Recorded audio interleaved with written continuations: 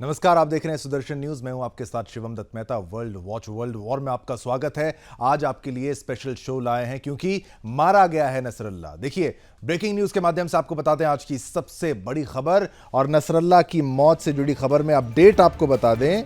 Iran के राष्ट्रपति Khamenei ने अब ट्वीट कर दिया है। ट्वीट करके कहा है, नसरल्ला की बाद उनकी ट्वीट में यह है कि इजराइल ने लेबनान में निहत्थे नागरिकों की हत्या कर दी है।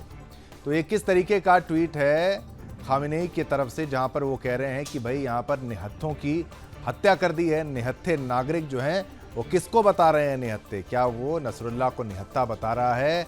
और तो ये ईरान के खमेनेई की तरफ से अब ये स्टेटमेंट जो है वो सामने आ चुका है। तो रिएक्शंस भी आना अब इसकी शुरुआत हो चुकी है। खमेनेई की तरफ से अब ये रिएक्शन आ चुका है जहां पर वो कह रहे हैं कि निहत्थे नागरिकों पे, क्योंकि अब नसरुल्लाह को मार दिया गया है और नसरुल्लाह को मारा गया इजराइल के द्वारा और इजराइल ने इसकी पुष्टि भी कर दी है। तो ईरान के राष्ट्रपति खमेनेई की तरफ से अब ये बात सामने आ गई। सैयद अली हुसैनी खमेनेई की तरफ से ये बात सामने आ गई। ट्वीट के माध्यम से ये बात कही है, इजराइल ने लेबनान में निहत्थे नागरिकों को मारा है। तो इजराइल ने असल में एक आतंकवादी को मार दिया है।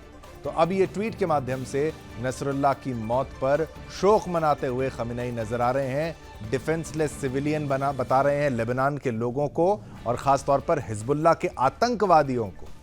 तो ये जो इनका क्रोध है, जो गुस्सा है, रैबिड ज़ायनिस्ट कह रहे हैं। ये रैबिड एक तरीके से गाली ही समझिए। ज़ायनिस्ट यानी इजरायलियों को, यहूदियों को टारगेट करते हुए कह रहे हैं कि भाई कैसे उनका सैवेज नेचर यानी कि उनकी क्रूरता, उनकी जो प्रवृत्ति है उस पर सवालिया निशान खड़ा करते हुए ये हिजबुल्लाह के चीफ के मारे जाने के बाद खमेनेई अपना रोना रोते हुए यहां पर नजर आ रहे हैं। तो ट्वीट के माध्यम से उनका रोना यहां पर उसकी शुरुआत हो चुकी है। आईडीएफ एक तरफ कह रहा है कि दुनिया को डरा नहीं पाएगा अब नसरुल्लाह। चलिए इसी मामले पर चर्चा करेंगे। देखिए, इजराइल और हिजबुल्लाह के बीच युद्ध रुकने का नाम नहीं ले रहा है और इजराइल के राष्ट्रपति बेंजामिन नेतन्याहू ने भी ठान रखा था कि जब तक हिजबुल्लाह को खत्म नहीं कर देंगे तब तक दम नहीं लेंगे, और कुछ ऐसा ही हुआ है। नसरुल्लाह मारा गया। जी हां, अब इजराइल ने ठान लिया था तो करके भी दिखा दिया। दरअसल हिजबुल्लाह के खिलाफ इजराइल का बड़ा हमला हुआ। बेरूत में हिजबुल्लाह मुख्यालय ध्वस्त कर दिया गया। इजराइल के निशाने पर हिजबुल्लाह का कमांडर नसरुल्लाह था और इजराइल को पूर्ण विश्वास था कि हिजबुल्लाह मुख्यालय ध्वस्त करते ही नसरुल्लाह मारा गया है। पहले तो यह साफ नहीं था कि नसरुल्लाह मारा गया था या अभी भी जिंदा है, लेकिन इजरायली सेना यानी आईडीएफ ने हिजबुल्लाह चीफ हसन नसरुल्लाह को लेकर अब दावा कर दिया है। उन्होंने ट्वीट के माध्यम से बता दिया है कि बेरूत हमले में हिजबुल्लाह चीफ नसरुल्लाह मारा गया है। दुनिया को नसरुल्लाह अब और नहीं डरा पाएगा और आतंकित नहीं कर पाएगा। नसरुल्लाह की हत्या के बाद इजरायली सेना के chief of staff lieutenant general Halevi ने चेतावनी देते हुए कहा है कि अगर किसी ने इजराइल को और उसके नागरिकों को धमकाने की कोशिश की तो उसे उसका अंजाम जो है वो भुगतना पड़ेगा। टूल बॉक्स में टूल का अंत नहीं है। कहने का मतलब साफ है कि इजराइल के नागरिकों को जो धमकाएगा उन तक इजराइल जो है किसी भी तरह पहुंच जाएगा। तो हमले के बाद आईडीएफ वीडियो के जरिए हमले की जानकारी दी थी। क्या कुछ कहा था आपको वो भी सुनाने का प्रयास करते हैं और फिर आपको ग्राफिक्स भी दिखाएंगे।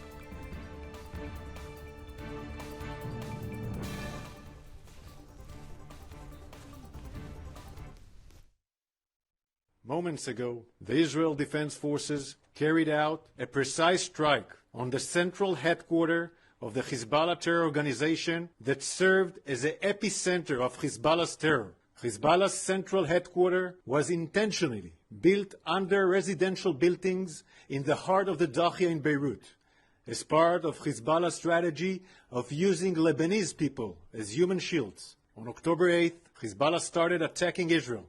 After almost a year of Hezbollah firing rockets, missiles, and suicide drones at Israeli civilians, after almost a year of Israel warning the world and telling them that Hezbollah must be stopped, Israel is doing what every sovereign state in the world would do.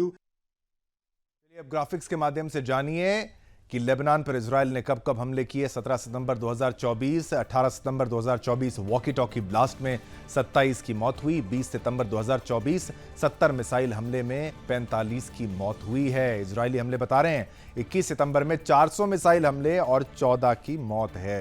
22 को यहां पर 150 missile हमले, 23 घायल हुए हैं यहां पर, तो 1600 ठिकानों पर 23 सितंबर को हमले में 558 लोगों की मौत और 24 सितंबर बेरूत पर हमला, 6 की मौत।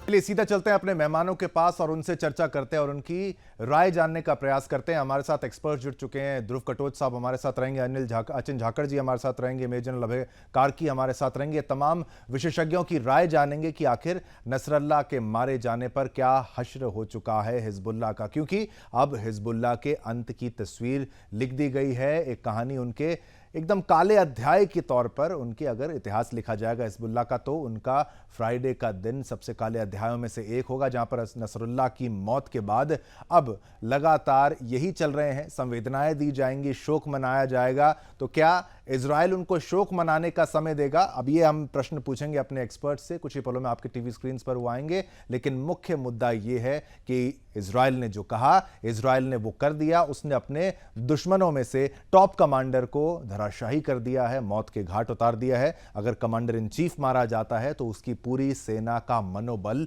टूट जाता है। तो आज की सबसे बड़ी खबर, नसरल्ला ढेर हो चुका है, मारा जा चुका है। देखिए, इजराइल के हमले में यानी एयर स्ट्राइक में नेस्तो नाबूद कर दिया गया। उनको ये पता था, उनको उम्मीद थी कि हेडक्वार्टर में जब हम बम गिराएंगे तो वो मारा जा चुका होगा, लेकिन इसकी पुष्टि करने में थोड़ा समय लगा, जब तक ऑफिशियल कॉन्फर्मेशन नहीं आई। और आईडीएफ ने अब ट्वीट के माध्यम से अपना ये कन्फर्मेशन जो है वो दे भी दी है कि भाई अब देख लीजिए, नसरुल्लाह वो है, वो मारा जा चुका है। चलिए अपने मेहमानों के पास चलते हैं। सबसे पहले सेवाज साहब, आपसे अगर मैं पूछूं इस पर आपकी क्या प्रतिक्रिया रहेगी? शॉर्ट कमेंट आपसे शुरुआत। इसमें कोई शक नहीं, एक बहुत बड़ी जीत है इजराइल के लिए। जिस प्रकार से अभी इन्होंने हसन नसरुल्लाह, जो कि सुप्रीम लीडर थे हिजबुल्लाह, के मार दिया। उससे पहले भी उन्होंने फवाद शकूर को मारा, इब्राहिम अकील को, मतलब कि टॉप लीडरशिप खत्म कर दी है और उनका कम्युनिकेशन नेटवर्क भी बर्बाद कर दिया है। और मुझे लगता है कि अभी समय दूर नहीं कि वो ग्राउंड ऑफेंसिव करेंगे, क्योंकि उसके दो मिलिट्री एम हैं। एक तो है कि हिजबुल्लाह की मिलिट्री कैपेबिलिटी को डाउनग्रेड करें कम से कम 70 से 80%, जैसे हमास की किया। दूसरा, जो 50 से 60 हजार इजरायली नदन इजराइल से पलायन करने के लिए मजबूर हुए हैं, उनको वापस बसाने के लिए वो हमला करें और हिजबुल्लाह को सदर लेबनान से बिल्कुल खत्म करें, वहां पर बफर जोन बनाएं और इनको वापस लाएं। तो ये मिलिट्री एम है। और मुझे लगता है कि जिस प्रकार कार्रवाई चल रही है, क्या इसमें ईरान आ सकता है? मुझे लगता नहीं कि ईरान के आने के चांसेस हैं, क्योंकि ईरान को पक्का पता है कि अगर वो ईरान में आता है तो उसको बहुत नुकसान होगा। उसकी इकोनॉमी अच्छा नहीं कर रही, सैंक्शन है।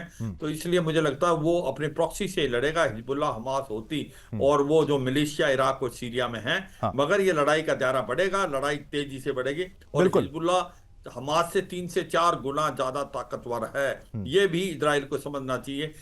It will not be a cake walk, बहुत मुश्किल लड़ाई होगी, आसान इजराइल के लिए भी नहीं होगी। बिल्कुल ठीक है। यहां पर कटोच साहब, आपका भी रिएक्शन अगर हम जान लें कि आपको क्या लगता है आगे क्या होने वाला है। कटोच साहब।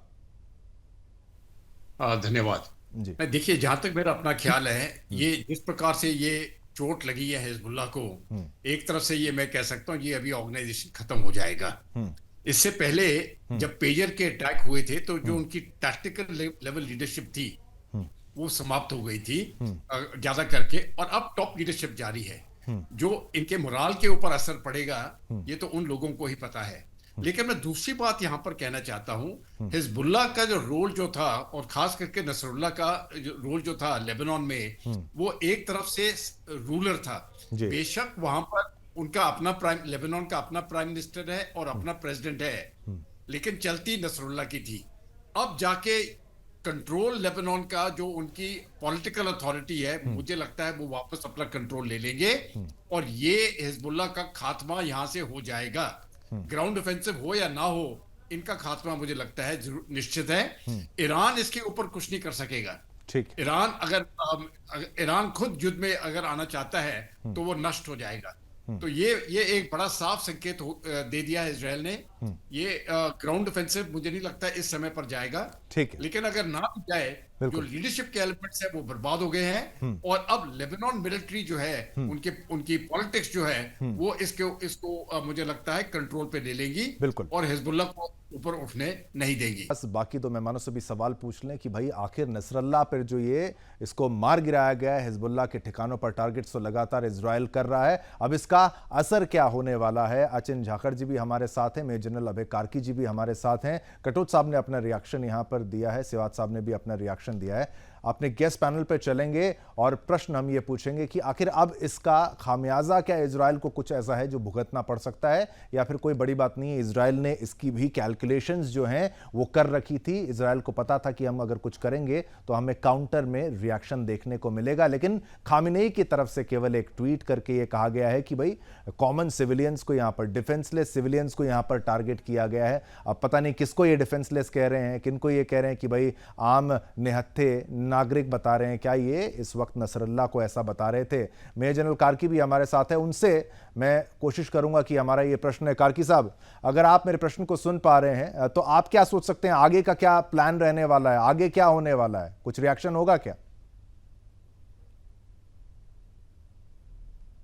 कार्की साहब, अगर आप मेरी आवाज सुन पा रहे हैं। चलिए ठीक है, जब तक कार्की साहब सुन पा रहे हैं तब तक अचिन झाकड़ जी, क्या आपको लगता है आगे का रिएक्शन क्या होने वाला है इसके बाद? देखिए, बड़ा ही एक आइकॉनिक टर्न है ये इस वॉर में। 30 साल की जो लीडरशिप है हिजबुल्लाह की, उसको एक दिन में इन्होंने नेस्ते नाबूद कर दिया है।